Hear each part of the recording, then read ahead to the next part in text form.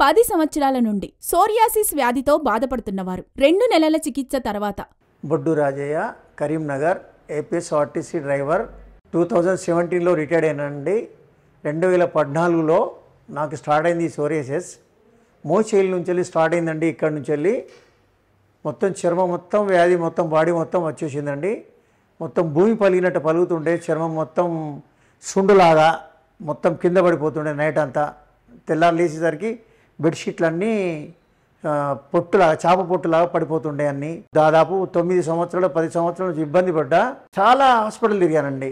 ఎవరిచ్చినా దీనికి శాశ్వత పరిష్కారం లేదని, దీనికి ఎప్పుడు మీరు ఉండని రోజులు మీరు వాడాలండి అని చెప్పారండి. మమ్మల్ని భయభాంతానికి వీళ్ళు గురి చేసినారు మమ్మల్ని. ఆర్జేఆర్ దీని గురించి ఎంత చెప్పినా వాళ్ళని పొగడానికి ఉద్దేశం కాదండి. చాలా చాలా 90 కాదు 100% తగ్గిందండి. ఇప్పుడు నేను చిన్న మరకలు ఉంటే ఇప్పుడు మేడం గారు ఇస్తున్నారు మందులు, అవి ఇస్తున్నారు, ఆ లోషన్ క్రీమ్ ఇస్తున్నారు, తగ్గిపోద్దని చెప్తున్నారన్నారని వాళ్ళకు నమస్కారం చెప్తూ ముగిస్తున్నానండి.